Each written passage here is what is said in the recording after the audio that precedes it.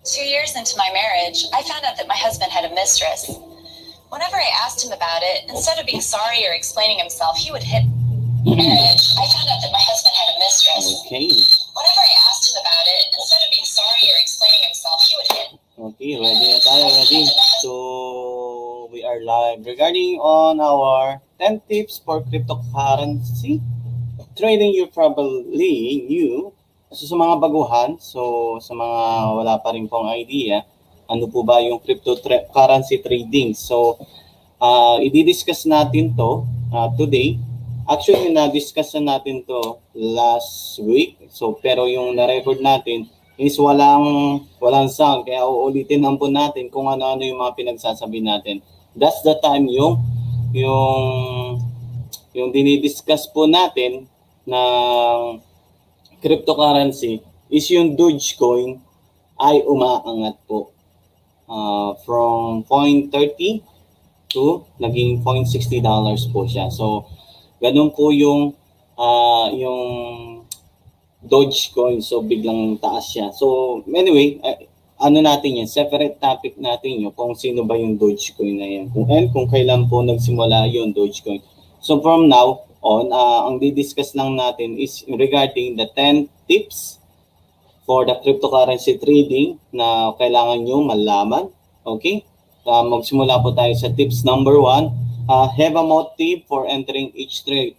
Paano po ba magsisimula dito sa ating cryptocurrency trade? So, kailangan bago kayo magsimula, meron kayong motive. Ano ba talaga yung papasukin yung trading na ito? Para saan po ba?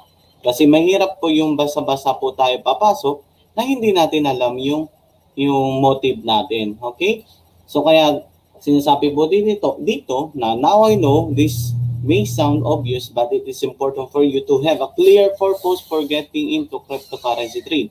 Whether your purpose is to day trader or to scalp. So ang ibig sabihin po dito na kung kayo po ba ay day trader, nakukuha kayo daily ng earnings pero medyo mahirap po yung ano nito strategy dapat matindi yung skills ninyo at yung analysis ninyo dito mabilisan po. Then you need to have a purpose for starting to trade cryptos. So meron dapat kayong purpose para sa magsimula kayo dito mag-trade sa mga cryptos o yung mga iba't ibang uri ng coin or token. The trade digital currencies is a zero-sum game.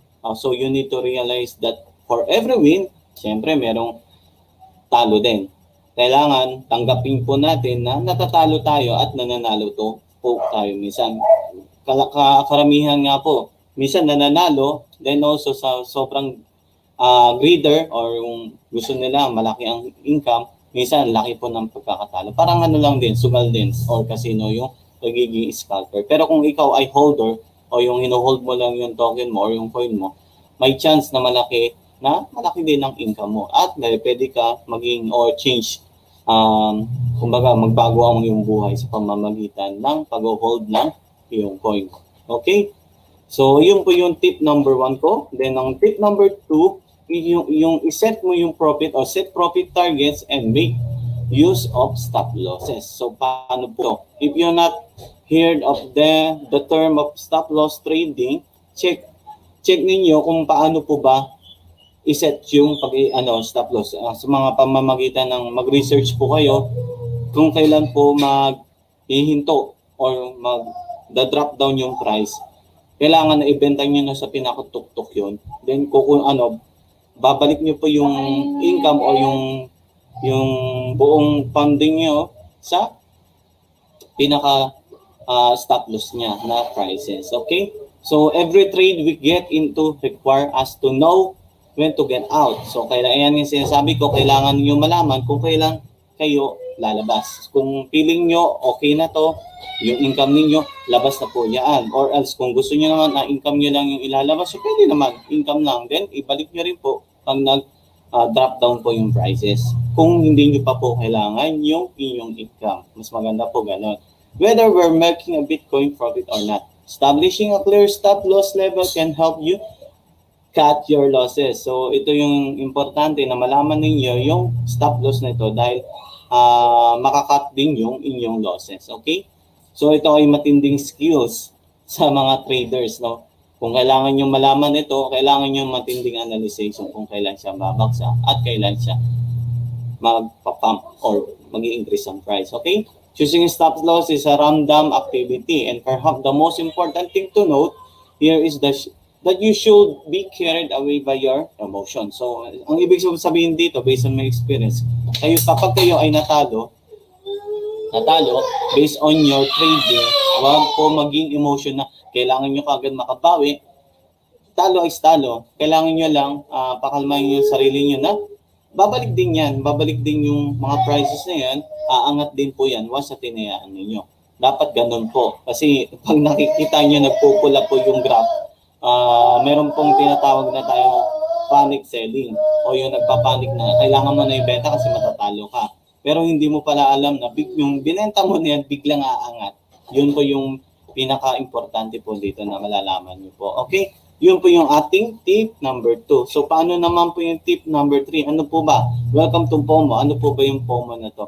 So, ang POMO, ang abbreviation nito is a fear of missing out. Okay? This is one of the most notorious reason as to why many traders fall in the art. So, medyo natatakot sila na baka biglang bumagsak ng todo yung tinayaan nilang coin. Pero, kailangan talaga kalmado ka lang dito, waiting for the increasing talaga ng todo ng tinayaan coin kung gusto mo, or else mag-set ka ng target na hanggang saan yung ite-target mong income o yung price. Para at least wala kang pagsisisihan. So, hindi ka na magsisisi bakit umangat pa sa target mo. Kasi yun yung feel mo, ayun yung pakaramdam mo na tama na yung income na nakuha mo. Kaya wala na po dapat. Then, kung sakaling bababa, baksak siya, paborito mo talaga yung coin na yun, edi antayin mo na lang siya. May pagkakataon na bababa talaga siya. Pero anyway, may mga coin din na minsan hindi na bumababa, stable na yung price nila. Pero kadalasan babagsak pa rin po yan. At babalik din po sa kanilang mga prices. Okay? Then, beware of the moment when the green candle seems to be screaming at you, telling you to jump in, or yung sinasabi na bumili ka kasi ako mag-i-increase na, tumataas na ako. At this point, the wheels are mentioned that they're smiling and watching you buy the coins, and they bought earlier at the very low prices. So, ang sinasabi po, yung mga whale, ito yung grupo, na may grupo talaga ng mga malalaki ang investment sa cryptocurrency, na tinayanan nila yung pinaka-deep na price, then biglang umaangat. So, yung pumping na tinatawag po. Then, mag-aano rin po yan, magbebenta rin po sila sa pinaka-set target nila at biglang babaksak. So, yung mga sumabay, swerte na po kapag nakapagbenta sila noon. Pero, ang malas po kapag naisama sila pababa. So, mag-aantay sila para bumalik lang yung price. So, hindi natin alam kung kailan po babalik yung tinayaan nilang prices. Para at least hindi nila yung loss. Kasi paper loss is only a paper loss. Pero kapag tinrade mo or kinonvert mo na to from USD, BT, or USD or Bitcoin, this is become a loss na. Okay? Yun po yung ating tip number 3. So yung tip number 4, so we will manage your risk. Yung tip number 4. Ano po ba yung manage that? Meron tayong kasabihan, little pigs eat a lot, but big one get eaten. So ito yung mga whale, okay? Yung tumaya na sa pinakailalim, pero kakainin nila kapag na-set na nila yung target. So yung little pigs, kunyari tayo yun, na sumasabay lang, pero nagkakaroon ng income. Pero depende sa mga trader o yung skill mo na, analysis mo na hanggang dito lang yan. Okay? So this is especially true of market profits. When trading cryptocurrencies, so wise traders never run into the direction of massive profit. So, ganun lang yun. Hindi po dapat na yung kailangan, ang mindset natin dito, hindi po greedy na kailangan tumaas ng tumaas yung coin natin para tayo Kailangan, be patient lang po. Kung kailan po nyo isi-set yung target, then doon nyo po ilagay. Pero kung gusto nyo lang na ilagay lang po yung coin niya, okay lang po. Okay? So considering investing less of your portfolio in the market that is less liquid.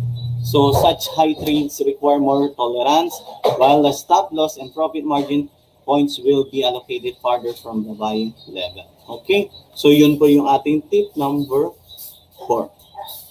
So yung tip number 5 natin is yung underlying asset create a volatile market condition. So the prices of the most altcoin depends on the current market price of Bitcoins. It is vital to understand that the Bitcoin is relative to fiat currency and a fiat volatile. So okay, the simpler version of this is that when the value of Bitcoin goes up and the value of altcoins goes down, or vice versa, or maybe same na hinahatak din po ng Bitcoin pataas and hinahatak din pababa ng Bitcoin yung mga altcoin. Yung alternative coins ang tawag po sa altcoin, ha? Then the market is normally valued when the Bitcoin price is volatile, and as you would imagine, observe, this prevent most traders from gaining a clear understanding and what goes in the market. At this point, it is advisable to either have a close target for our trades or simply not trade at all. So, ang ibig sabihin lang po dito, kung anong gusto nyo lang na maging income or yung price, doon lang po. Kasi medyo hindi po natin malaman kung ano ang galawan ng Bitcoin price or yung USD na. Okay? So, tip number 6. Ang tip number 6 is don't buy simply because the price is low. Napaka-importante po nito tip na to. So, from the beginning, almost the beginners make one common mistake on this matter, on this coin, or on this tip number 6. Buying a coin because its price seems to be low or what the consider affordable. So, akala nila porket mababa ang price ng coin na to, baka biglang tumaas. O baka naman marami akong coin kapag baka after 3 years, 2 years, milyonary na tayo. Hindi po ganoon kasimple. Kung gusto niyo po na kung gusto niyo po na mabilis po ang paggalaw ng price or yung pag-increase ng inyong mga funded or yung mga initial investment ninyo, titingnan nyo lagi dito yung project at road of map and white paper ng isang coin. Katulad po ng Ethereum versus Ripple. Sino ba mas matagal diyan? I think Ripple ang matagal na token compare kay Ethereum. Pero ang nangyari po dito, si Ethereum mas mahal lang ng konti kay Ripple. Si Ripple, ang presyo niya is $1.5 as of now, o May 8, 2021. Ito or $1.7. Pero si Ethereum is nasa $1,500 ang presyo niya. Pero dati kasi, akala natin si Ethereum napakabagal umakyat. Yun, biglang nung umakyat si Bitcoin, umangat din, sumama din si Ethereum. Pero nung nag-stop na ng increasing si Bitcoin, si Ethereum patuloy pa rin yung pag-increase niya. So, ang estimated po, si Ethereum, $10,000 po yung kanyang target this year. So, kung may pagtaas, may pagbaksak din po. Pero hindi natin masabi kung kailan po babaksak ito. Katulad po na nangyari no year 27, 2018, akala natin tuloy-tuloy po ang pag-angat ng Bitcoin at everything and other alternative coin. Pero nung nag-announce ang mga bansa, katulad ng US, China, and others na ibaba yung cryptocurrency, ang laki ng impact po sa mga pricing increase ng ating mga coins. Biglang baksak din po. Pero nakabawi din, at least may ganung factor na pwede may pag-asa tayong bumili sa pinakamababa. Pero ang tip number 6 is don't buy the price because don't buy the coin because the price is low. So ang lang dito, kailangan niyo pag-aralan pa rin kung ano yung mga project nila. Lagi bang updated? Kasi may mga scam coin po tayo din na tawag o scam token. Hanggang sa umpisa lang sila, pero nung marami nang tumataya, ayun, nawawala na yung mga founder. May mga ganong factor, and especially sa mga exchanger din po ingat lang din po tayo. Okay, so yun po yung number 6 po. Tip number 7. So a tip about crowd sales or ICO, or initial coin offering. During an ICO, startup offer the general public an early chance to invest their idea through a crowded sales. Okay, in return, these investors are allocated tokens at a lower price and at a promising to sell them at a much higher price when listed on an exchange. Kung may mga idea kayo na may mga bagong mga coin na papasok po sa mga platform exchanger and also yung mga listed coin, yung mga monitoring coin, bigla pong maangat ang mga presyo niya. Kapag once sa kunyari, ang meron sinabi po yan si I forget the name, Electroneum or Electrinum, yung ETN, dati akong tumaya yan, hindi pa siya naka-register sa initial coin offering. When the ETN coin was get or enter in the initial coin offering, biglang nag-pump yung price nito.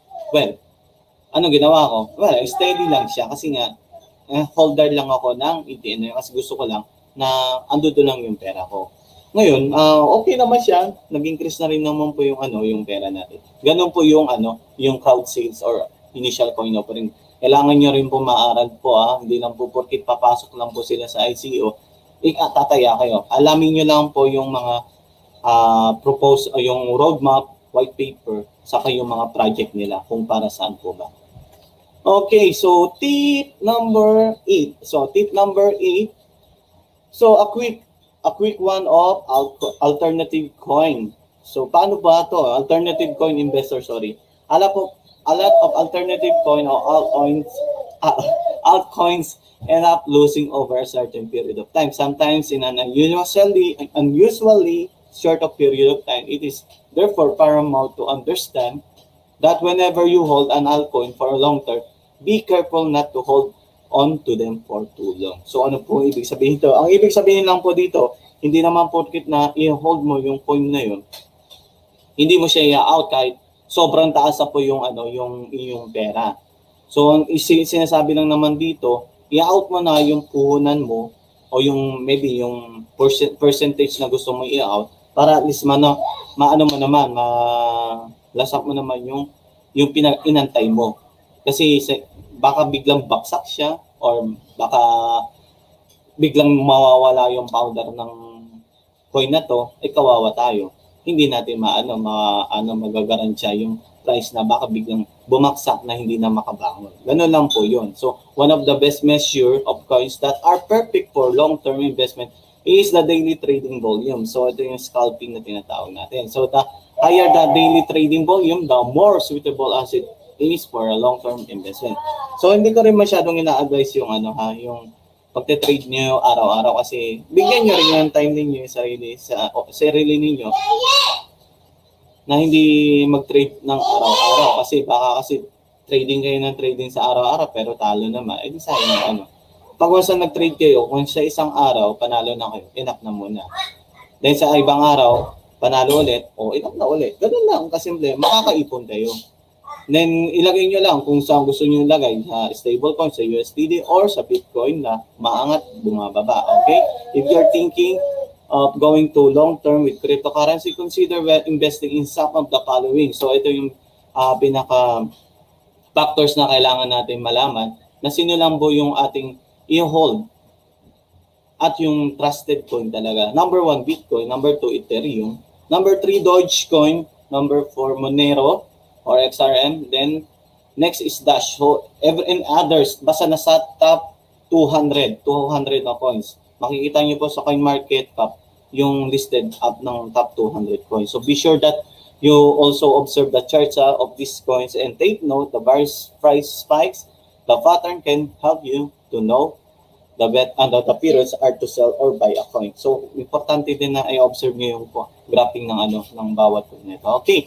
So, tip number 9. So, okay. Tip number 9, diversify. Okay. Investment are unpredictable even those that seem to offer infinite positive returns can come crumbling down under certain economic condition. Cryptocurrency are even more unpredictable. So, ano ibig sabihin nito? Yun, example ko lang po sa inyo, yung year 2018, binan ng bansang US, China, Korea, yung cryptocurrency in the other country, biglang baksak po yung price. Pero nung si Dogecoin, nung ginawa ang coin ni Elon Musk, si Dogecoin, tingnan nyo ang pump ng price niya. So very unpredictable na biglang angat siya. Pero please take note na baka if ever mag-pull out si Elon Musk or si Mark Cuban na may-ari ng Dallas Maverick, biglang baksak po yan, Dogecoin. Be observant, okay? Observe nyo lang. Huwag niyo po sasabihin na aangat yan, pero not this year. I think $1 lang po yan. Babaksak din po yan. Pero this is only my analysis. Huwag niyo pong expert ako pagdating sa mga ganyan. So based on my experience lang naman yun. Okay? As much as you can reap profits in 1,000, you get, then less the opposite is also true. You can lose everything you invest in a digital asset in a flash of a second. So, nangyayari din minsan sa akin, akala ko hindi ako makakabawi. At least nakabawi pa rin. Holding lang. Pero nasa yun yung nasa magandang point ng hinol ko yun. So, the best way to get past such a certain thing is through diversification, okay?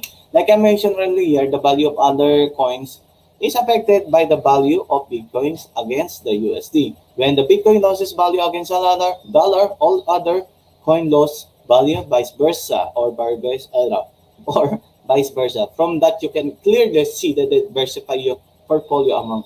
Be observant. Ito sinasabi nga po natin na, do you remember when Bitcoin was it's all-time high in late 2017, early 2018. Everyone knew the way goes to buy as many digital currency as possible to gain more value. Pero, ang pagkakamali po natin dito, volatile nga po siya. So, in the second quarter ng 2018, bam! Baksak ang ating ang mga coin. Kaya lahat na nahimik noon. Ngayon lang ulit nag-iingay itong 2019 at 2020. Kaya wag po tayong maging masaya all the time, ha? Kailangan be observant po sa mga coin natin. Okay, number 10. Okay, ito po ang pinakaulit. Super tip po natin. Ang super tip. This is a final tip that we will offer you as practical step to start implementing immediately in your trading. Make use of goal setting features by placing sell orders, and make sure that you set your revenue target by placing sales order in the order book. So ibig sabihin, mag-set na kayo ng target profit ninyo or target price para at least hindi nyo na po siya babantayan at i-set nyo na lang sa alarm sa cellphone ninyo. Once ma-hit na po, mag-a-alarm na po yun. That's a good money. That's a good investment at tinatawag po natin. Okay? Then also, kung kayo po ay beginners, please, ang advice ko lang, pwedeng makinig sa iba pero mas maganda na mag-research kayo sa sarili niyo, alamin niyo kung ano yung tinatayaan yung coin, para saan po ba to, gaano po siya kabilis or gaano kaganda yung project niya. Yun lang po ang aking matitip sa inyo. Huwag po tayo taya ng taya porket mababa pa yung price, aangat po agad siya. Meron po dyan, stable lang po yung price pero hindi na po umaangat. Bakit po? Dahil wala na po yung founder, wala na rin po yung yung pag-update. Ganun po yun.